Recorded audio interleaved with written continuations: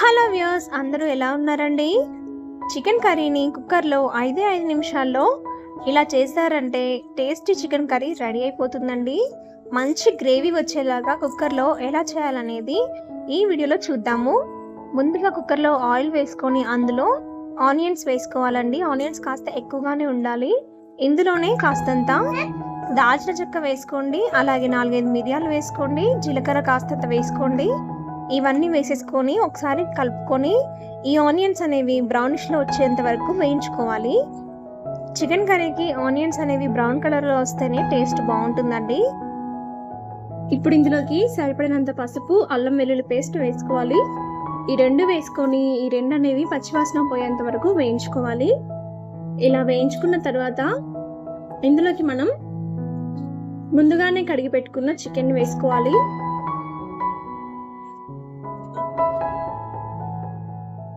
చూడండి, చికెన్ని ఈ విధంగా కట్ చేసుకొని నేనైతే ముందుగానే కడిగి పక్క పెట్టుకున్నాను. ఈ చికెన్ని ఇందులోకి వేసుకుందాము. చికెన్ కూడా వేసేసుకొని ఈ తాలింపు అనేది చికెన్కి పట్టేలాగా ఒకసారి కలుపుకొని అలా ఉంచేయండి.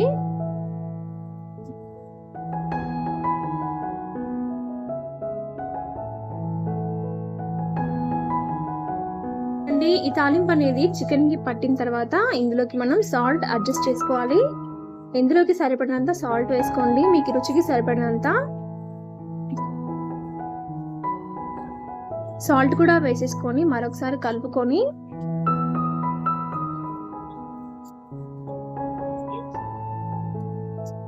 ఒక్కసారి అలా ఉడికించండి.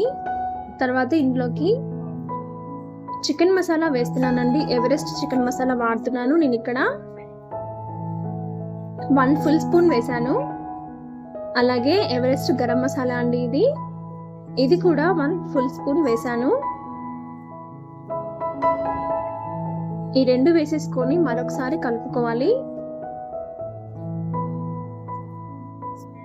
ఇలా మసాలాలు ముందుగానే వేయడం వల్ల చికెన్ కి ఈ మసాలా ఫ్లేవర్ అనేది బాగా పడుతుంది. ఒకసారి కలుపుకున్న తర్వాత ఇందులోకి కారం వేసుకోవాలండి. సరిపడినంత కారం వేసుకోండి. మీరు ఘాట్ ఎక్కువ తినగలిగితే ఎక్కువ వేసుకోండి, తక్కువ తింటే తక్కువ వేసుకోండి. నేనైతే ఇక్కడ ఒక 3 స్పూన్స్ వేసాను. నాకైతే 3 స్పూన్స్ సరిపోయిందండి. మీరైతే చూసుకొని వేసుకోండి. ఈ కారం అనేది ముక్కలకి బాగా పట్టేలాగా దీన్ని బాగా కలుపుకోవాలి.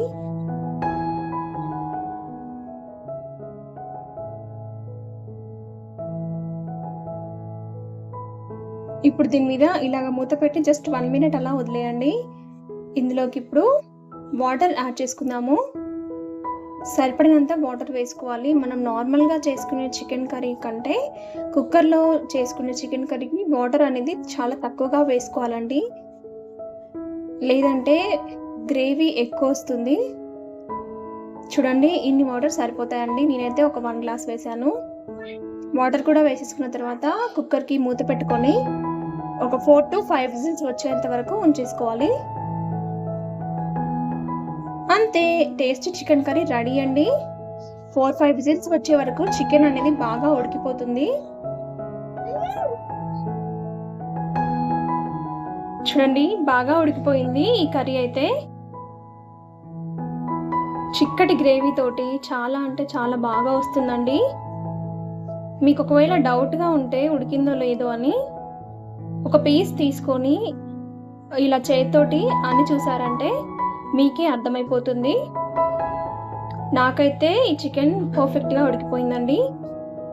టేస్టీ చికెన్ కర్రీ అయితే రెడీ అయిపోయింది. మీరు కూడా ట్రై చేసి మీకు ఇలా వచ్చిందో నాకు కామెంట్ చేయండి. నచ్చితే లైక్ చేయండి, షేర్ చేయండి. ఇలాంటి మరిన్ని వీడియోస్ కోసం ప్లీజ్ నా ఛానల్ని సబ్స్క్రైబ్ చేసుకోండి. Thank you for watching.